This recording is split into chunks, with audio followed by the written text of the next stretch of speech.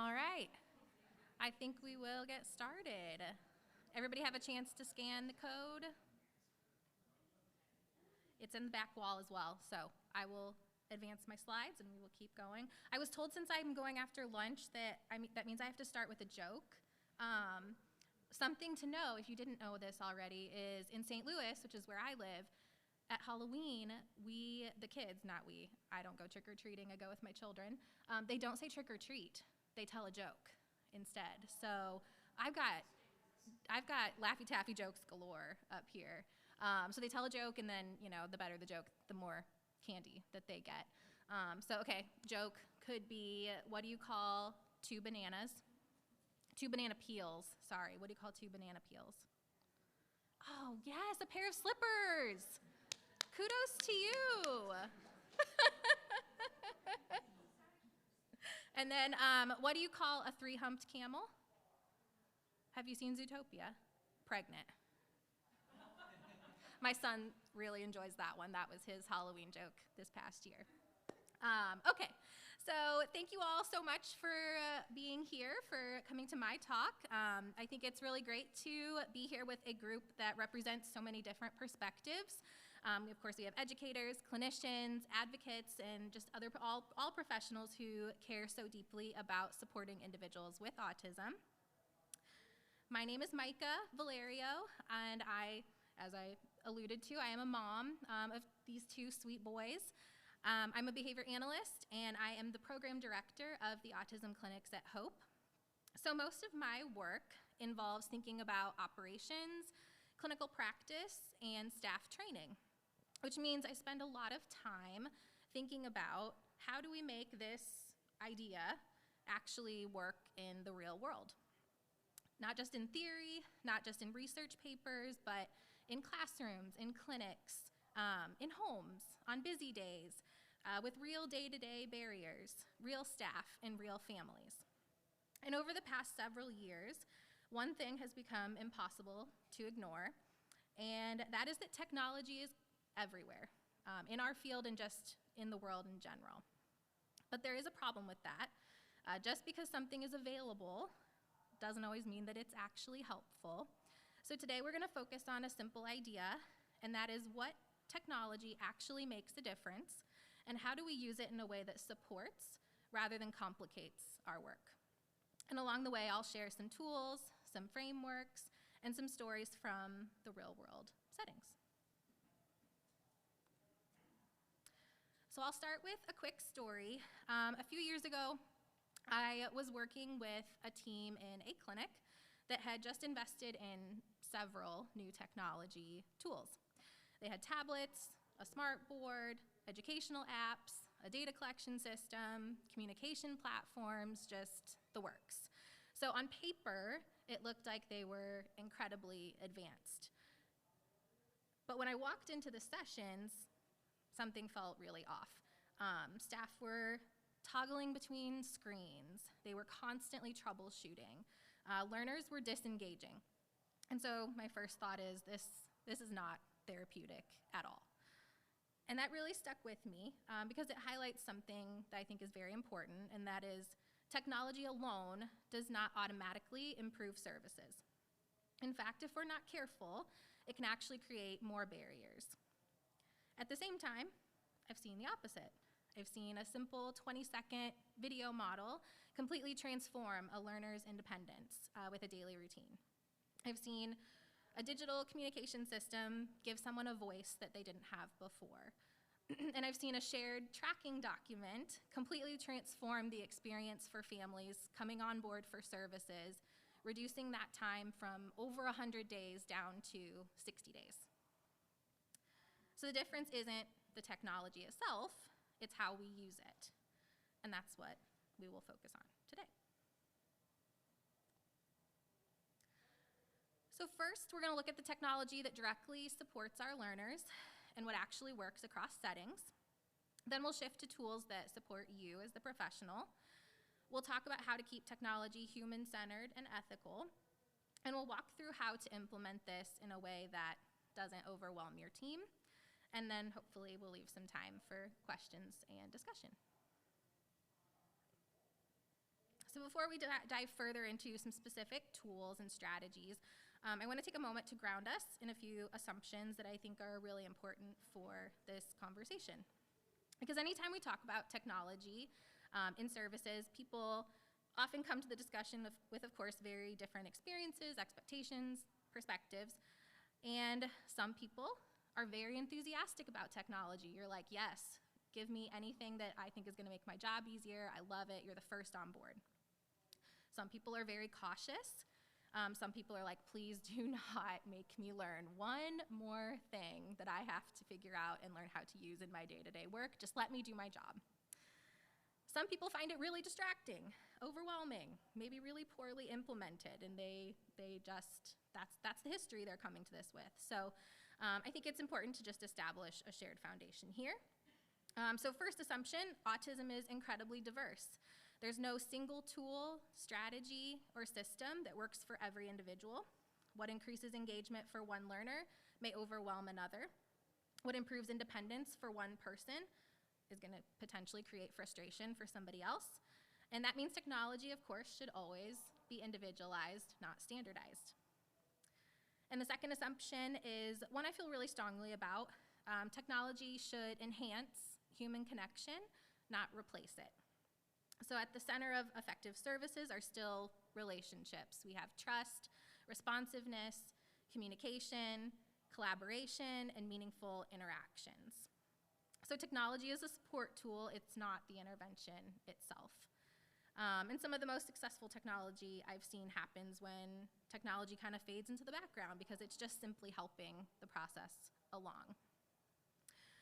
Third assumption is that our goal is not just compliance or task completion. Our goal is much broader than that. We want to support autonomy, communication, participation, self-advocacy, independence, quality of life. I think that matters because sometimes we can unintentionally become too focused on just productivity or efficiency alone. But meaningful outcomes have to remain that priority. Another assumption I want to acknowledge here is that we all, like I said, we all have some different comfort levels. So, you know, if you're in here and you're not ready to become a technology expert, that's okay. Hopefully you can leave today with some simple tools that just feel like, all right, I can do that tomorrow, or maybe Monday. Tomorrow is Saturday. It's okay. It's okay if you don't want to take this and do it tomorrow. All right.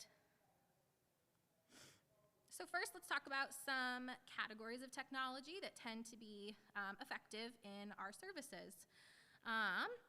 Usually it's technology, like I said, that increases clarity, predictability, communication, and engagement. So the first category is visual supports.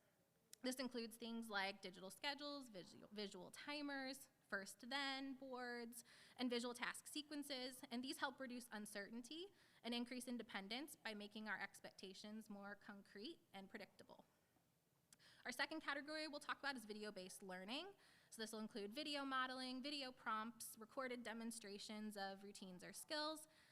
Many learners will benefit from seeing that skill demonstrated and being able to replay it as needed. Next will be communication technology. So of course our AAC systems, speech generating devices, communication apps, visual communication platforms that can dramatically improve expressive communication and support autonomy and participation.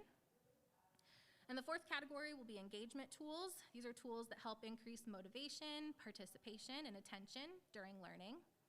So this will be things like digital token boards, interactive choice systems, any like gamified learning supports can help make instruction more engaging and accessible. And finally, we'll have instructional support tools, so tools that support the educators, the therapists, clinicians, and staff behind the scenes. So our digital data collection, shared teaching resources, lesson planning supports, and any material generation. And it's important to remember these categories can often overlap. So for example, a video model may function as a visual support. An AAC app may increase both communication and engagement. So rather than thinking about technology as separate tools, it's good to think about it as what is the barrier that we're trying to reduce? Because when it's effective, that's what we're doing. We're reducing barriers and increasing access. So visual supports have been around for a very long time, but technology has made them significantly more flexible, portable, and easier to use consistently. So some common examples of these, like I mentioned before, we have our visual schedule apps. We have some digital choice boards out there, digital first then boards, and of course, timers. And what's nice about these digital versions is they can be updated instantly. You don't have to worry about printing, laminating, cutting, and recreating materials as something changes. And for all of us, I think that really matters because time and consistency are the real challenges in our busy classrooms, busy clinics, busy work environments. And one major benefit of that is also portability. So the learner can carry that same schedule across many different environments, at school, in the clinic, at home, even out in the community settings.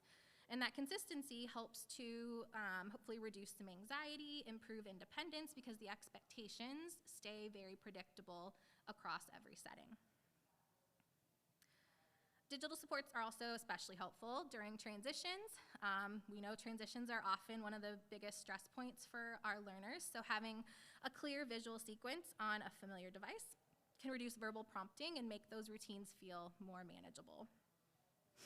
And another thing I've noticed in my work is it's oftentimes digital visual supports are much easier for families to adopt at home.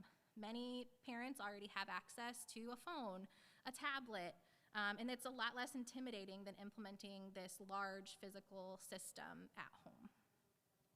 So I'll share a quick example story. So I worked with a client of mine who had some significant difficulties following routines at home. Every transition involved lots of verbal prompts, some escalation, refusal. Mom tried using visual schedules before, but consistency was very difficult because the routine changed frequently. They were busy, she'd forget to bring it along, or there just wasn't a picture for the thing they were trying to go and do. And it didn't match what the outing was that was occurring. So it just simply didn't work for them and was too difficult to manage and keep track of. Eventually, we switched to just a very simple digital visual on the tablet. Clear icons, it was portable, but what really made the difference was this visual could be used anywhere. It could sync across devices, it could go from phone to tablet, and very quickly those transitions became so much smoother. The child was able to look at their schedule independently. They didn't need somebody to help them, and show them this visual. And mom reported a lot less stress during those transitions. And I think that highlights something important, that sometimes technology isn't powerful just because it's advanced. It's powerful because it's just increasing consistency. So mom, this was something she could do much simpler than trying to remember to take this book along with her to every single activity.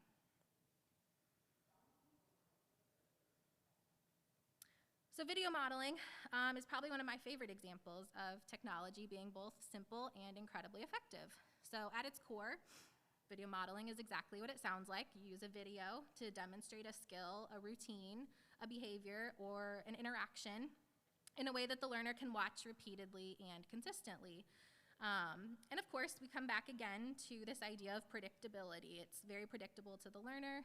It's going to look the same every time.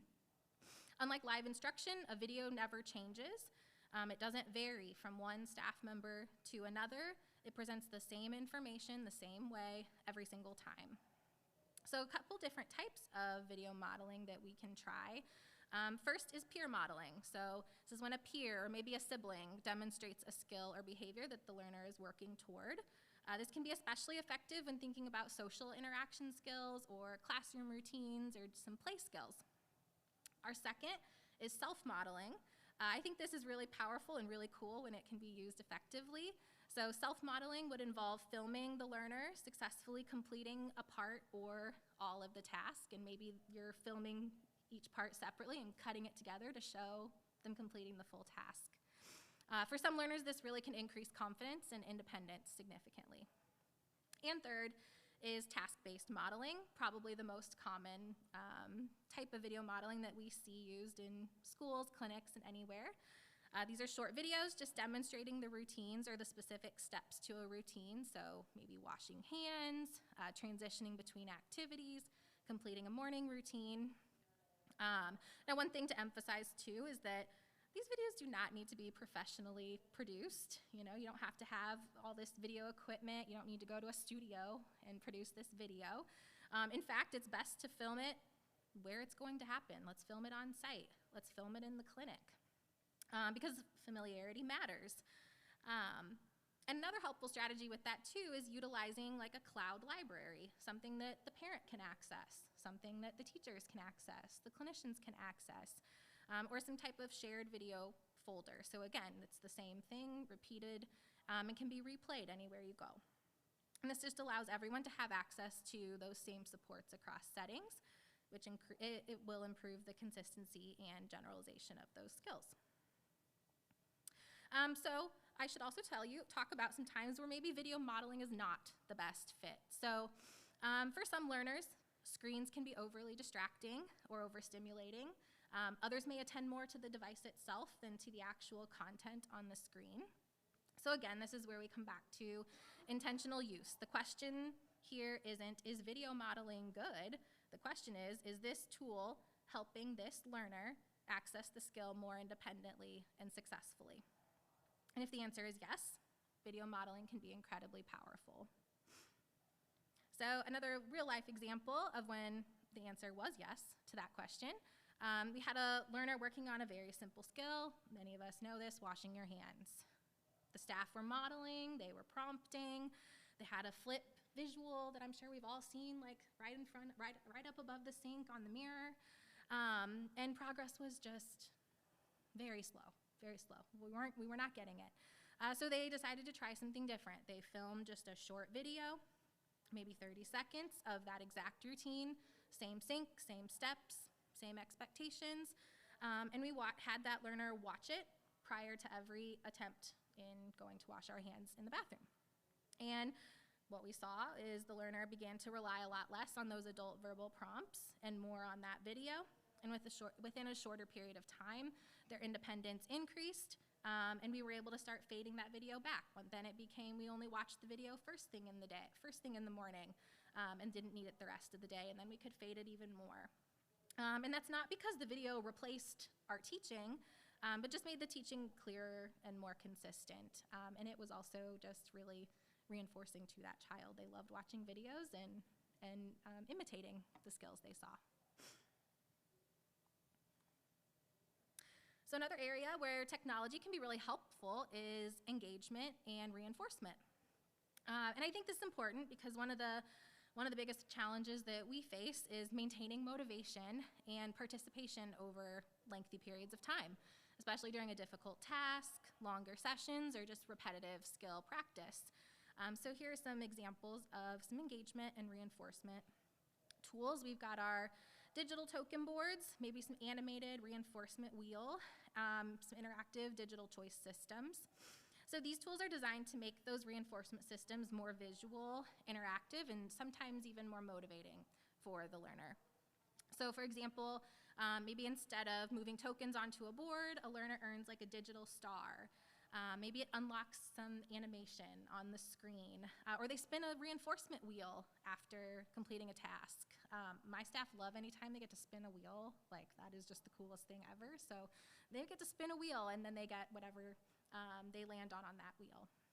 And while these seem very simple, they can increase engagement for some learners because they add two things that are almost opposite but equally as important. So we of course have our predictability. The learner can see the progress they're making toward that reinforcement. They know how many responses are expected. They know what they're working toward and when reinforcement is coming. So that clarity of course can reduce frustration and increase task persistence. At the same time, novelty can also be very powerful. Sometimes introducing just a new visual format or interactive element helps to re-engage the learner who may have become less responsive to like a traditional reinforcement system.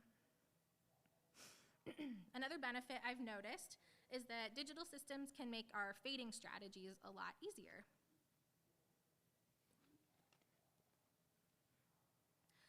For example, we can gradually increase expectations, reduce prompts, or transition from a highly visual reinforcement system to a more natural reinforcement system over time. And because these tools are very customizable, they can often be adjusted really quickly based on the learner's needs and how they're progressing. But again, we want to emphasize this should support the engagement, not replace meaningful interactions with the learner. If a learner becomes more connected to the screen than to the activity, the teaching interaction, or the people around them, that's a signal to us that we need to step back and reassess. The goal is not to create dependence on technology. The goal is to use technology as a bridge to increase participation, motivation, and ultimately independence. And sometimes even very simple digital tools can help us do that effectively. So I think one of the most meaningful and impactful areas of technology and autism services is communication. And honestly, when we talk about technology making a real difference, this is where I think we see it the most clearly. So communication technology includes things like our AAC apps, some visual communication systems, any symbol-based communication platform, voice output tools. And what's important is that these tools do far more than help someone request items. At their best, they support autonomy, participation, connection, and self-advocacy. I want to pause on that for a moment because I think historically communication has sometimes been approached too narrowly. We often focus really heavily on things like requesting, labeling, but communication is so much bigger than that. Communication is expressing discomfort, sharing our preferences, asking questions, participating socially, saying no, advocating for our needs, and just connecting with other people. So technology can really open those doors in a very meaningful way. I remember working with a learner who had very limited access to, had very limited functional communication skills. And for a really long time, the family, it was very important to them to have more spoken language, and so that was something we worked on for quite some time. But frustration was high for him and for the adults supporting. And so eventually, the family agreed and the team worked to introduce a speech-generating system, an AAC system. And as he became more independent with it, we saw a really drastic change. He was happier, he was more engaged. And moments like that are when you realize that this isn't just about meeting a goal, a language goal. This was about access. He had access to participate. He had access to choice. And he had access to just being understood. And I think that's one of the most important mindset shifts we can make when discussing communication technology. Because AAC is not a last resort. It's not giving up on communication. It is communication. And the research consistently shows that AAC supports communication development. It does not prevent speech development. Another important consideration to make is ensuring that those tools are available consistently across settings. Sometimes I think we can unintentionally create barriers by only having access to those devices during certain times. So maybe it was only during a therapy session or almost treating them like an earned item. But communication access should never be conditional. If a learner uses glasses to see, we're not gonna only give them their glasses when they're doing instructional time. So communication tools need to be viewed similarly. And this also highlights some of the importance of collaboration. So when educators, therapists, families all understand how the system works and are on board, the learner, of course, is much more likely to use those skills across all environments. And another thing to think about, of course, is our customization. So the most effective communication systems are highly individualized. Some learners may do best with a robust AAC system. Others may benefit from some simple visual supports. If you want to hear more about AAC later, Becky Nelson in the audience is going to talk about that, so there's a little plug for Becky. But just to give an idea, so others may benefit from more simple visual supports, and some may use like a multimodal communication. So we're combining speech, gestures, visuals, and AAC all together, and that's okay. Our goal is not to force or teach one communication style. The goal is effective and meaningful communication. And of course, it can be overwhelming to introduce a communication technology for both teams and families. There can be concerns out there like, what if they become dependent on this device all the time? Or what if we don't know how to use it correctly or how to change something if it's needed? What if they stop talking? What if they are talking and they stop? And I think those concerns are understandable, but in practice, what we often see is quite different. When communication becomes easier and more successful, frustration decreases, engagement increases, and those opportunities for interaction really expand. And ultimately, that's what we want.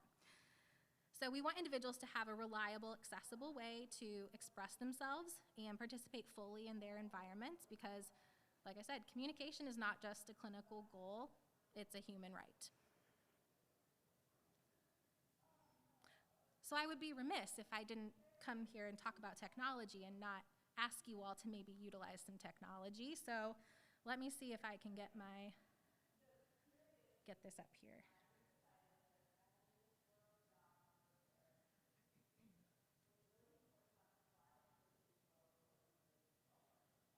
All right, you may be able to pull out a device if you'd like to scan this code.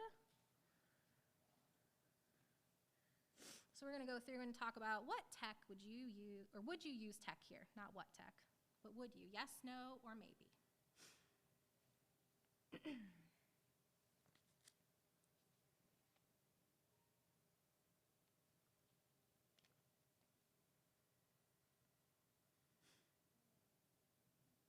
Oh, you're giving me likes? Thanks. That was really reinforcing. It's coming. Okay, I'm sorry. I think I need to advance it. I'm doing really well with technology. Okay. So a student becomes upset during transitions between classroom activities. Verbal reminders often increase frustration. Would you use tech here? Yes, no, maybe.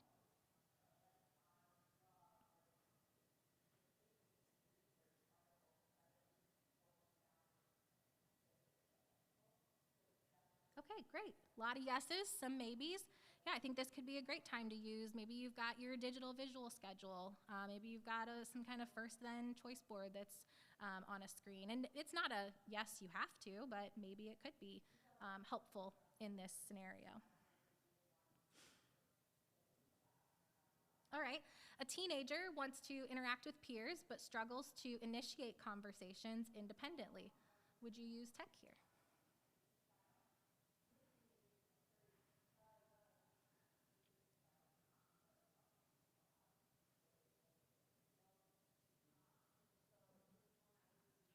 Ooh, we have some mixed responses. Does anybody want to defend their answer?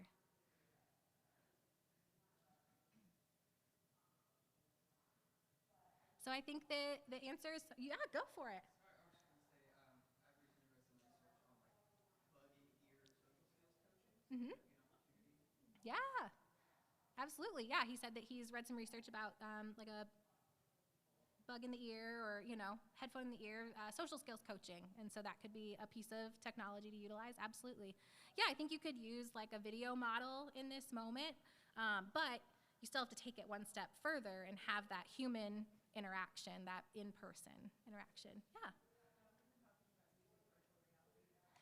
Yeah. Mm-hmm.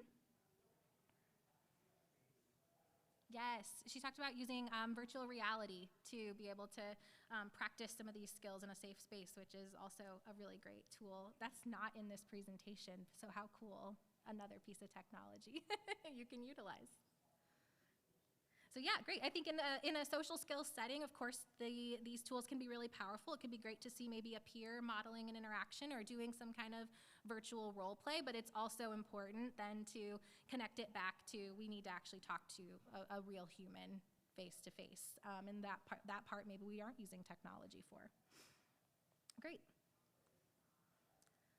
Okay, and another one, a learner often engages in challenging behavior at activities where they cannot effectively communicate their preferences.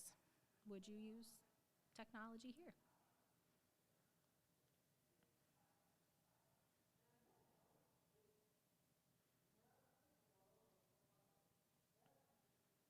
Yeah, so it may depend on their communication profile. Is an AAC device something that would be effective for this child? If so, of course, this would be a great time to implement some type of technology in.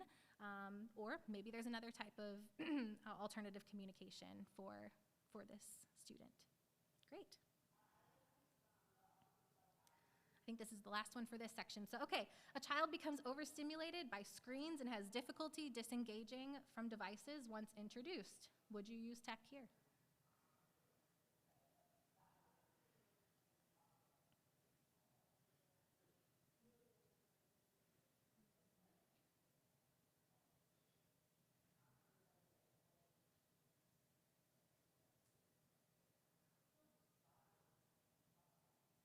Yeah, so a lot of no's. I think a lot of us would probably shy away from using technology in these moments. Could it serve a purpose? I think you'd want to really evaluate. Is it truly necessary to pull in a piece of technology for this learner? On the loan, yes. Let's hear I it. would just say, I think we're kind of defining technology really narrowly as like a thing. So like I had this exact problem with an older learner. Like he was 18, and we used like a parental control app. So when it was time, the app, like his tablet became non-operational. So that's the technological thing we had Mm-hmm. that prevented a power struggle was taking the tablet. He knew, listen, you can throw it, you can do whatever. It's still At still 8 off. o'clock, it's Yeah, still off. absolutely. You talked about using technology as like a guided access or a parental control on the device to turn it off, and that was, of course, a piece of technology to end. Yeah, great. All right. Okay, let's switch back over. Maybe.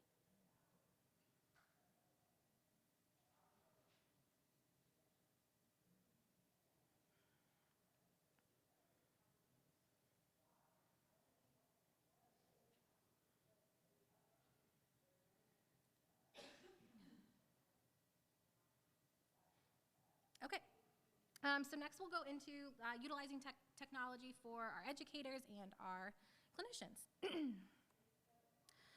So one example of technology that supports the team is utilizing some simplified electronic data collection. Now we all know data is very important, but it can also become overwhelming very, very quickly. Many of us are balancing a lot, so in trying to manage stacks of paper data on top of that, I've seen people spend more time trying to organize their data than actually interacting with their learners. So that's when data collection systems like this, when you have a data collection system on pen and paper like that and it becomes very overwhelming, a couple of things can happen. Either the quality of your data starts to decrease, or you have staff burnout that increases, or both of those things can happen. So that's when electronic data collection can be really helpful. So the benefits can include, reducing paperwork, which gives us more time to spend in actual treatment. Efficient decision making. If our data is being entered immediately and automatically graphed, we can view progress and we can view those trends that much faster and really act on what we're seeing right away. And consistency. If everyone's using the same prompts, same definitions, same instructions in the same format, that will help us have cleaner, more reliable data. And this is especially helpful, of course, in settings maybe that are larger or you have a lot of staff turnover that's occurring.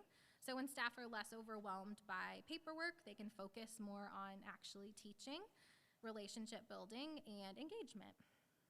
So some tips for implementation. Start out small. You don't have to take data on every little thing that is occurring. Start out small. And also, let's train for fluency prior to implementing something. So when you bring on a new staff member, get them fluent with just utilizing the technology first before you move into, now you have to teach, manage what's going on here and support, and I'm going to throw this piece of technology at you as well.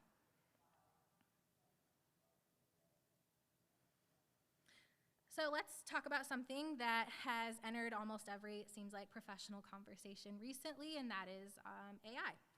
And I know people tend to have very different reactions when it comes to AI. Some people are excited about it. Some people are very skeptical. And I think, many of us may be somewhere in the middle of that, just trying to figure out what's actually useful versus what's hype at this point. So let's just approach this from a very practical perspective.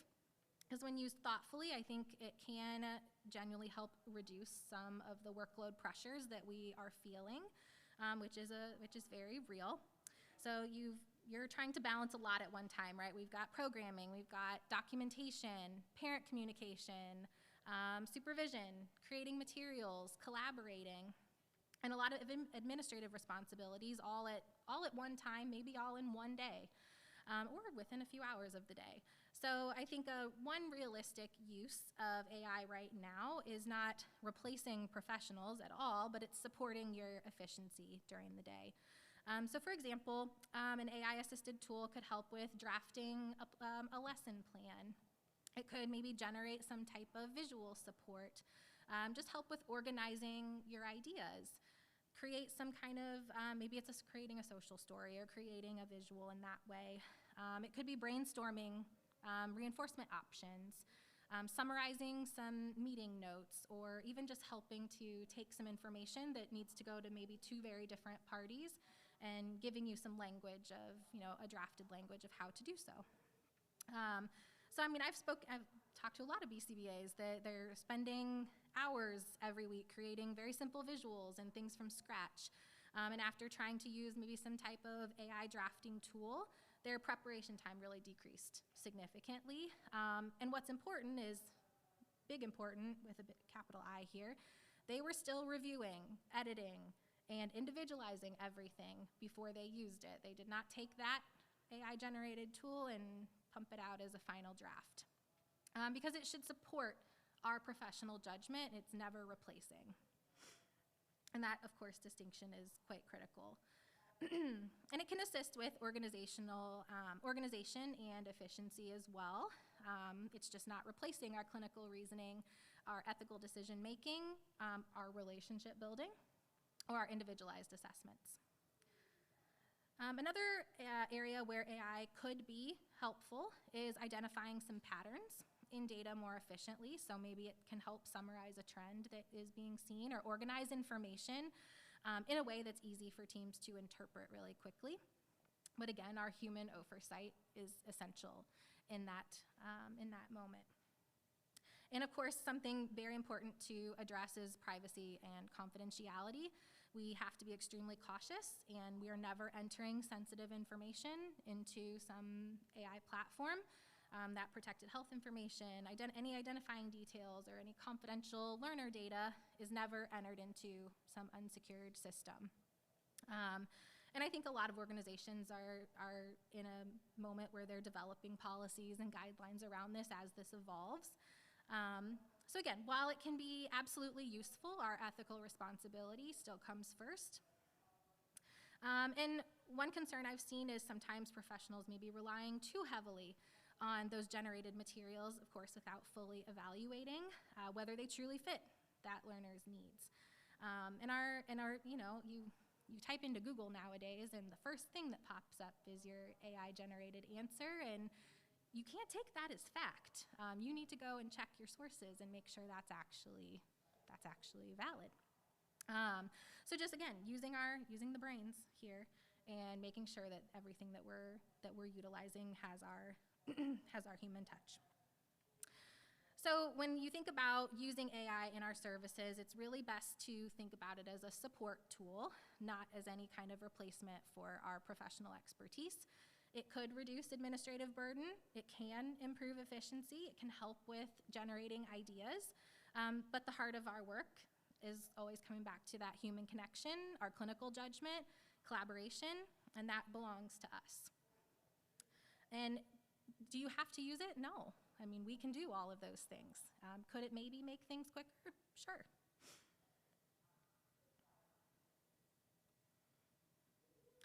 Another area where technology can make a significant impact is behind the scenes, so through some administrative workflow support.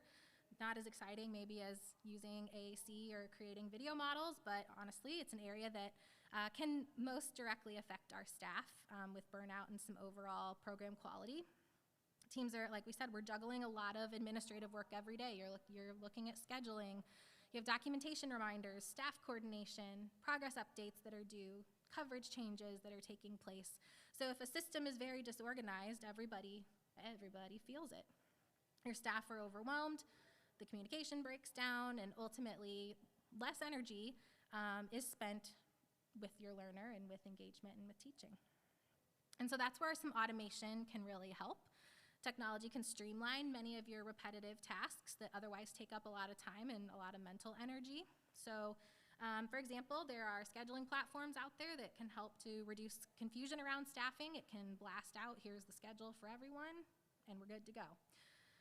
Automated reminders, my team uses this frequently. We have an automated we use Microsoft, so in Microsoft Teams, we have automated reminders that go out every week, reminding us to fill out session notes, or my supervisor uses one to remind us to fill out our one-to-one documents. We use those reminder tools to keep us on track. And then that's one less thing we have to remember to do because we know we're gonna get this reminder on a consistent basis. And so even taking something as small as that kind of administrative burden can really have a large impact on our staff and on morale.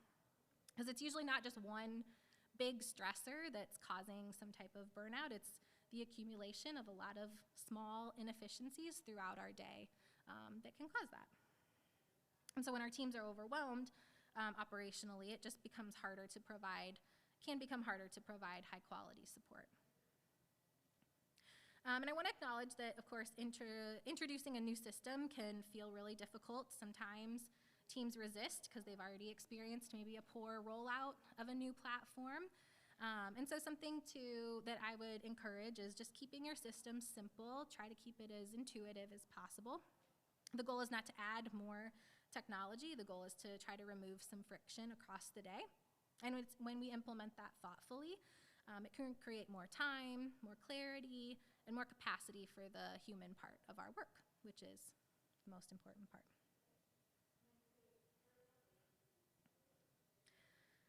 So then another area is how can we utilize technology to improve our collaboration? Often our clients or our learners are supported by multiple people across multiple different environments. So that could be teachers, therapists, paraprofessionals, BCBAs, speech, occupational therapy, family, caregivers, all working towards similar goals, but sometimes without a consistent system for communicating with one another. And the learners are who feel that inconsistency. So our expectations might be changing from one setting to another, might be implementing strategies a little bit differently, or maybe a family just feels really disconnected from what's happening throughout the day. So technology, is not going to solve every collaboration challenge, but it can make communication a little bit easier. So of course, a simple, effective thing we can do is creating, like we talked about before, some shared access to those visuals and supports. If there's a specific schedule or communication system, good to have access to that in all environments. Videos can also be really powerful for collaboration. So sometimes just taking a quick video of a successful strategy is more helpful than writing a long written explanation of what you did and how you did it and why it works. You can model a prompting strategy, or a parent can share what is working for them at home. And what's nice is that the video creates clarity. Everybody sees the same thing, and we can all see what is going on, not having to interpret what might be written out. Another strategy you can use is some brief and manageable communication system instead of those lengthy updates, so like micro updates. Some applications have this option where you can send a short update about what's going on. That's usually a little bit more sustainable for people than sending those longer updates. And sustainability is what matters here, because the best collaboration system is not the complicated one, it's the one people will actually use and use consistently.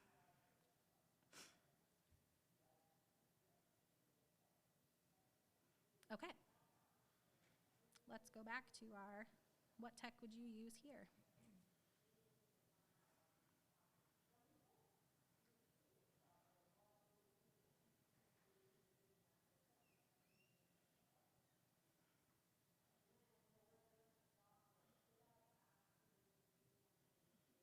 Just in case you exited out, you can rejoin. Okay, So a clinic notices that new staff are implementing programs differently depending on who trained them. Would you use tech here?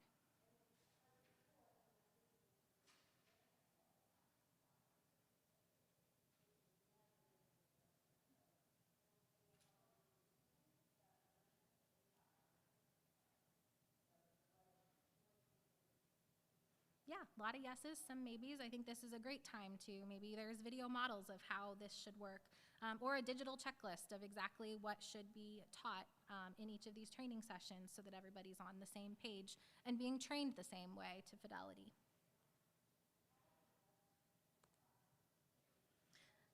Families report that they rarely know what happened during sessions and feel disconnected from progress. Would you use tech here?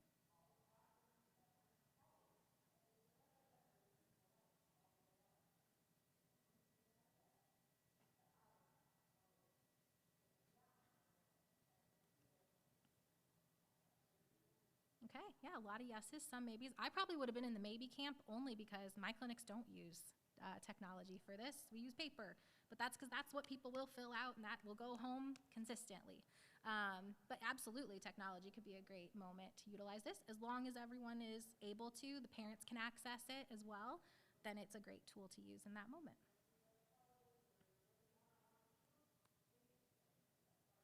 All right, clinicians and technicians are spending large amounts of time completing notes, leading to delayed documentation. Would you use tech here?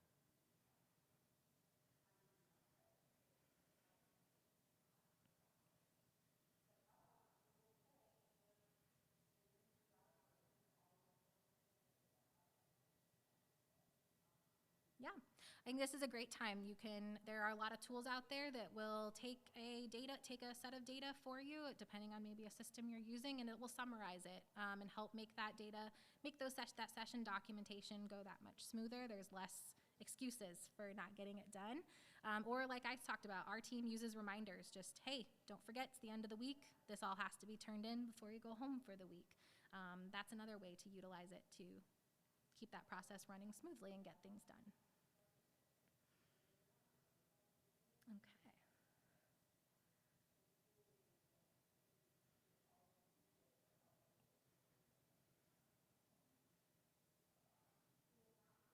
Okay.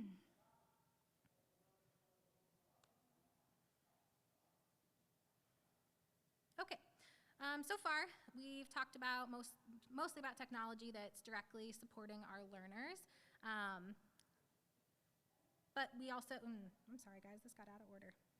We're gonna keep going. Okay, so we're talking about the human-centered tech framework. So we want to, when deciding whether we're going to use a piece of technology, let's come back to a few simple questions. Does this increase autonomy? Is it reducing stress for the learner or for our staff? Does it support meaningful communication? Does it strengthen connection, not replace it?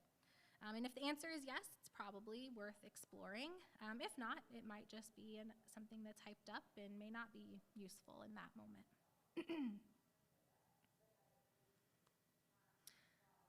So up to this point, we've talked a lot about benefits of technology, and there absolutely are many, and there's more that I didn't have time to talk about today. But it's equally important to talk honestly about some potential pitfalls as well. Because even very helpful tools can become barriers if they're not used intentionally. So one common pitfall is just over-reliance on technology. Sometimes a tool works so well initially that teams begin just using it for everything. And before long, the learner is spending more time interacting with a device or with a piece of technology than interacting with people. And that's usually a signal for us to maybe pause and reassess. We want our tech to support human interaction and not just replace it. Another common issue is using technology as a kind of like digital babysitter. If a device is consistently being used just to primarily occupy or manage some type of behavior rather than support or support some skill development, we may unintentionally be creating dependence versus independence where we would like to be. Another challenge is those sensory experiences or some sensory overload.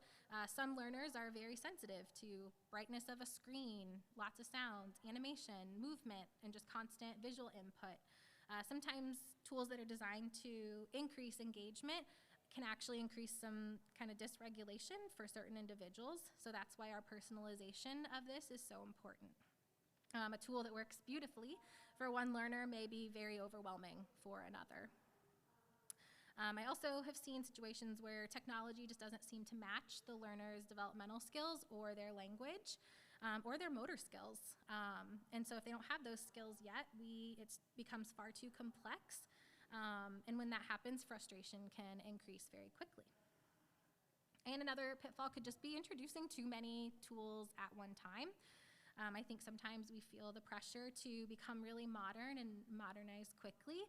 So we adapt and add multiple platforms. We add all these apps and systems all at the same time.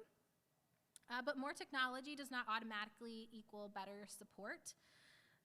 In fact, too many systems can really overwhelm us, our staff, and our learners alike. So we want to try to avoid those. So one of our strategies, go back to our questions. The question would be, what problem are we trying to solve? The question is not, what's the newest app, or what's everybody else using right now? Let's talk about what's the problem we want to solve, or what barrier exists that we want to try and eliminate. Another strategy would be to monitor, is the technology increasing independence? Is it increasing communication? Is participation increasing? If it's not doing those things, then maybe it's not the right fit. And then also build in some regular reflection. Ask the team, does this seem helpful? Is this creating stress for you, or is this making things easier? Ask the learner if you can, is this helpful? Is it not? Are we relying on it too heavily? Are there actual meaningful outcomes that are coming about from this?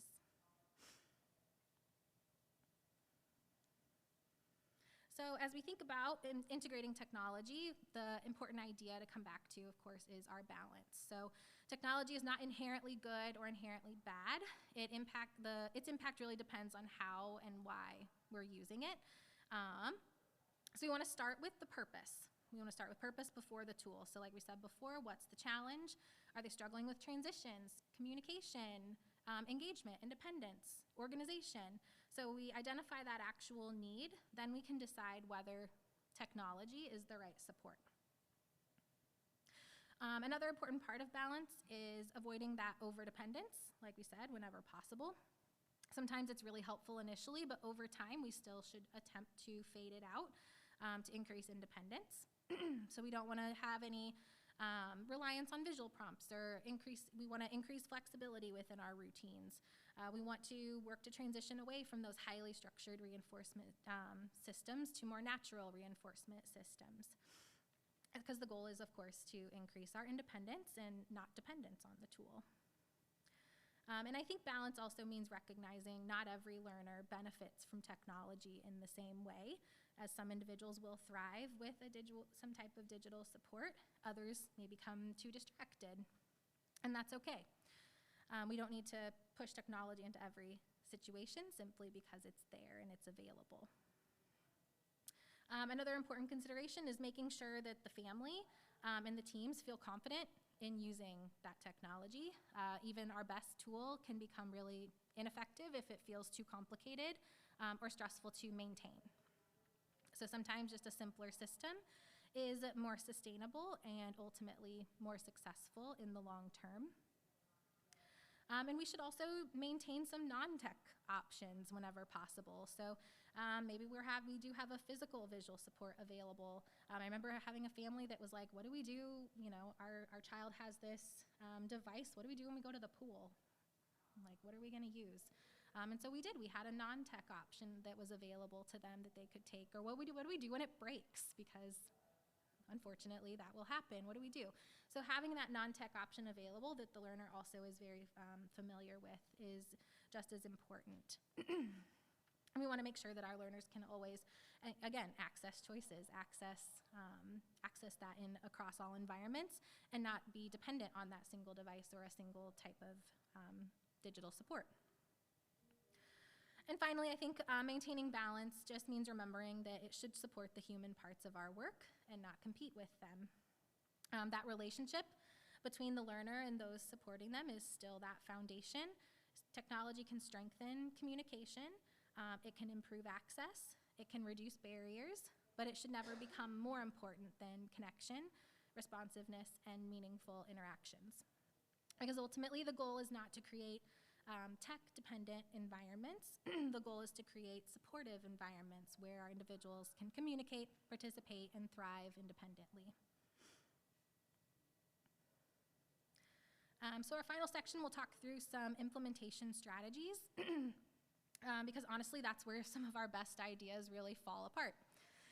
So I'm sure anyone's been a part of investing in a new system that was barely used 6 months later. And I've also seen simple tools that can really create some meaningful change because they're implemented thoughtfully and consistently. So how do we introduce technology in a way that really works? And I think one big mistake is just trying to do too much at once. If people feel overwhelmed, then implementation can become inconsistent very quickly. So let's talk about our starting small. Let's talk about building our staff's confidence.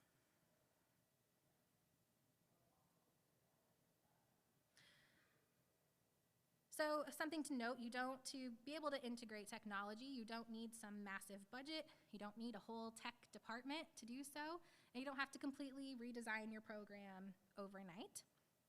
Sometimes these changes are actually very small. You can go back to using your visual schedule app. That's a very quick thing you can utilize. You can use a digital timer. I don't know about you, I use a digital timer if I need to clean my house because I need to have that visual telling me something's counting down, that I have to get it done. You can use a short video model of a routine. You can create that in a few minutes. You can use a simple communication board or an electronic data collection tool. So these are often can be low cost or free, pretty easy to learn, and of course very practical. So if you start with some smaller tools, you really can allow your team to build some confidence gradually. And instead of overwhelming everyone with a big major system change, you can create some small successes first. So when training staff to use technology effectively, one of the biggest factors that determines whether this is going to succeed or fail, of course, is our staff training. And I think sometimes we unintentionally make this far more complicated than it needs to be. So if people leave feeling overwhelmed or intimidated, it's going to drop off pretty quickly. So when you think about effective training, we want to focus on simplicity and practicality. So what tends to work best is looking at short demonstrations. We want to model during actual sessions. We want to do hands-on practice. We want to have some quick troubleshooting support when it's available, and ongoing coaching. Obviously, most people are going to learn the technology best by actually using it, not through sitting through long lectures about it, so sorry, you guys are sitting here today. But they're gonna learn by using it. And it's also really important to identify what we could call like a tech champion on the team. These are staff members who feel really comfortable with the tools and can help support others, formally or informally. That just makes implementation feel a lot less intimidating when you have peers that know how to utilize it effectively. So sometimes teams expect to master something immediately, and when staff struggle initially, that frustration can build. So we want to view it as a process. It's not a one-time event. That's why having those quick follow-ups can be incredibly helpful. So having your short how-to videos, one-page guides, utilize screenshots so that people can have something to refer back to, and they don't have to rely on memory alone. And again, we're trying to make, hopefully, jobs easier, not harder. And so another thing to remember is that if staff are reporting that a system is really increasing their stress or interfering with the interactions that they're having in their therapy sessions, that feedback really matters. Because ultimately, successful implementation depends on them feeling confident, supported, and capable of using those tools effectively. So once we've introduced the technology, our next question, is it helping? And I think that's important because sometimes we can assume that the tool is modern, it's innovative, and it's automatically got to be effective, right? But just implementation alone does not equal impact. So it's good to evaluate the technology in some practical ways. So again, is our engagement improving? Is independence increasing? Is communication more successful? Is our workload seeming to decrease? Is the tool being used consistently? So those questions can often tell us a lot about the success of a new system. And it's important to keep that evaluation manageable. You don't necessarily need to have some big complicated outcome system. Sometimes just simple observations. Just ask staff for feedback. That can provide some incredibly valuable information. So I've worked with teams before that introduced an electronic data collection primarily to just improve their efficiency.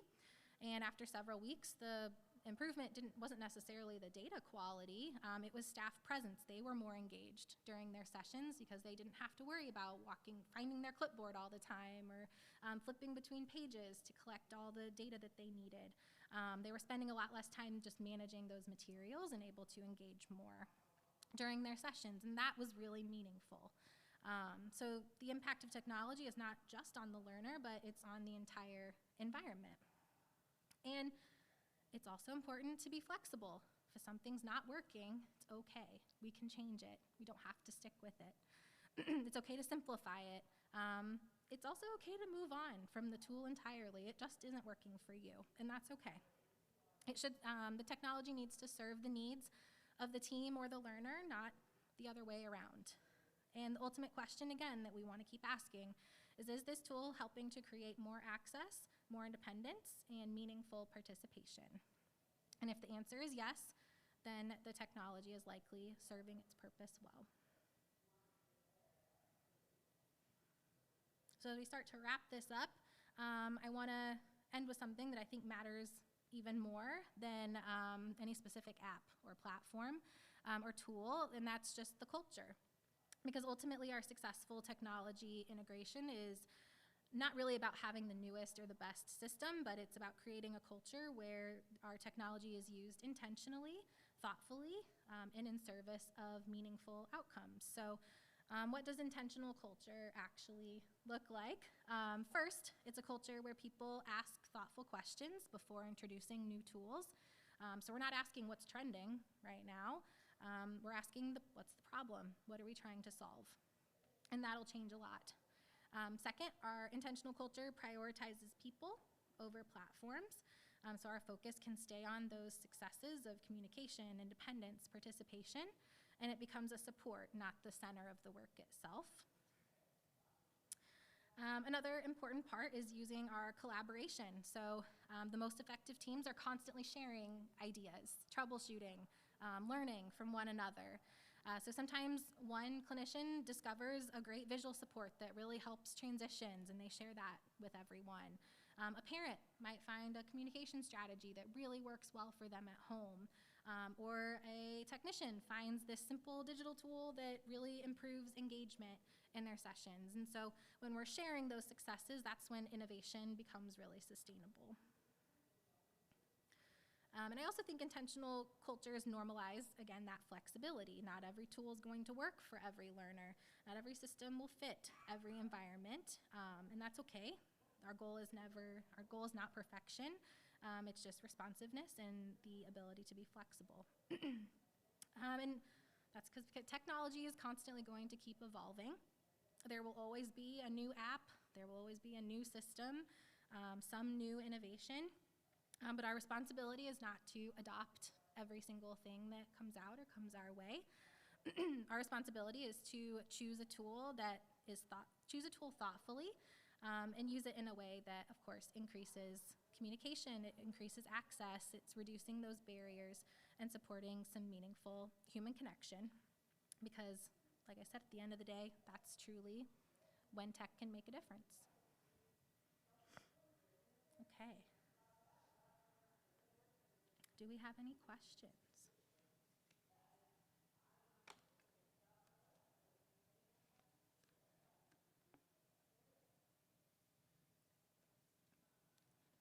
Okay. You want me to tell more jokes? Go ahead. Do you have, so let's say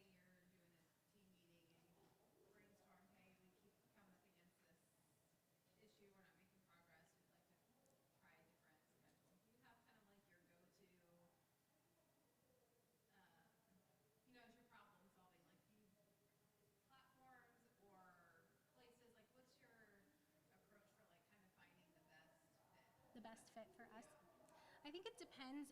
Sorry. So she asked if there's like a go-to, if you're approaching a problem, is there like a go-to system? And it's very highly individualized, I would say. It's hard to say, one, are we willing to pay for some kind of system, or can the family actually afford, some type of system if that's where this needs to go? So I think what we really try to look at is, one, the accessibility of whatever this tool might be. Two, like, what is the family willing, like how on board are they? What's their buy-in level? And then three, like, some lived experience. What are other people using that have worked for them, and we can trial things out. But I think a lot of times our team is open to, like, let's try a few different ideas and see what works for us. So not one go-to, unfortunately. I wish we did just have one, a size fits all.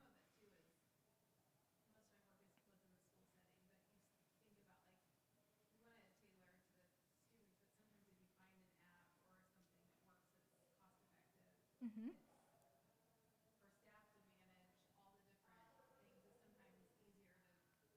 Yeah.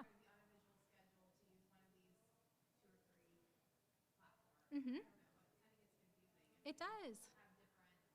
Yeah, I think we definitely have our go-tos, right? Like, these are the things that we already know and we're already familiar with. That's probably where we're going to start first, but we still, we should do our due diligence and evaluate, is this actually working, or is it just something we're comfortable with? Like, a lot of my team uses boom cards because that's simple and that's how they can get stimuli out really quickly and it doesn't go missing. And so that's something that we use a lot, but it's not great for every learner, so they don't use it for every single child. Any other questions? I wanted to ask if you had some personal experience with like the animated reinforcement wheels or digital token boards. Is that stuff already out there on the App Store? Oh yes, there's a lot of things out there. I feel like my team. Woo! Technology is falling apart. My team's shaking their heads. Yes, there are a lot of things out there. I think if you even just search, reinforcement token board in an app store or on Google, there are a lot of things out there already. I know we've had kids they can customize like a character that they really like, and it can immediately pop up. I think maybe even within, so I'll say boom cards is one that we've used, and they have animation even within. So when you have maybe an array of pictures and you can tell it what the target response will be, and there's an animation if the child selects the correct stimuli. So those things do exist. There's a lot of them out there, yes. Mm-hmm. Sorry, I guess I could have given you all this as well. So here's the sign out QR code. Yeah.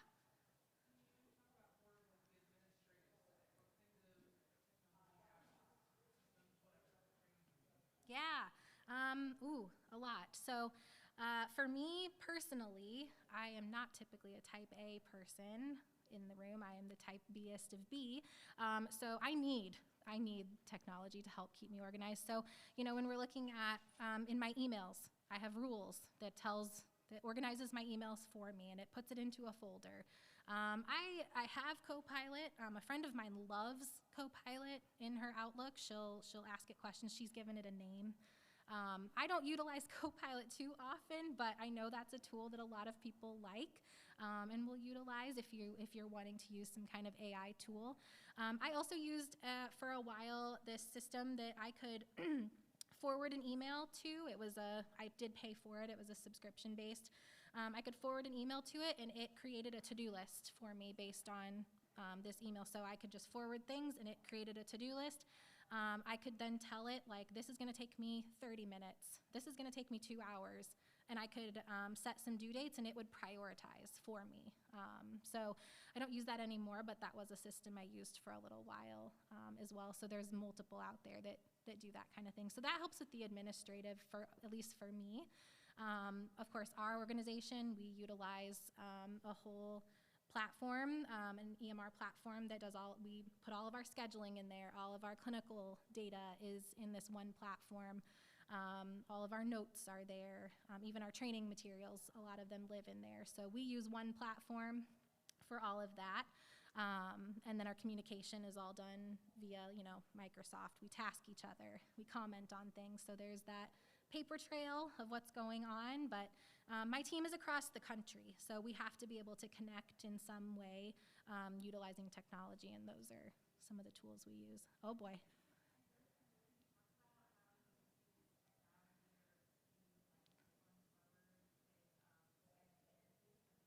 Oh, yeah. Okay, so for a while, I was doing a lot of interviewing, and I don't know about you, but trying to go back and forth with someone to schedule an interview when I'm trying to reach out to 15 different people was quite difficult. And so what I used was there's a way within your calendar I could set up a link so people could go, and I blocked out times that I knew I would be available for interviews. I blocked out those times, and I would send them the link, they'd pick a time, that would get created on my calendar, and then I took it a step further, and it automated. So when a new calendar invitation was added to my calendar, from there, it sent them an email reminding them of their interview, and it sent them some steps that I wanted them to complete. So like I wanted them to do a writing sample. It attached a writing sample. It knew, based on when the calendar invite was, that a week later was when that writing sample would be due, and it would automatically put a due date, and it would send that email for me. So all I did was screen the candidate and say, hey, I want to interview you, and then it took care of everything else. And so that, at that moment, really streamlined my life.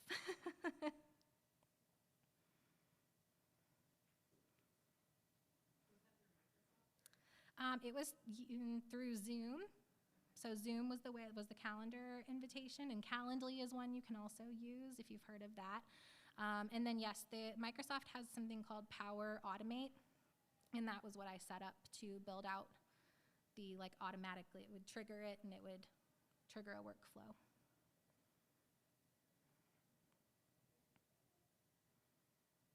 Great question, thank you. Thank you all. Okay, well, thank you. I hope you all have a great afternoon.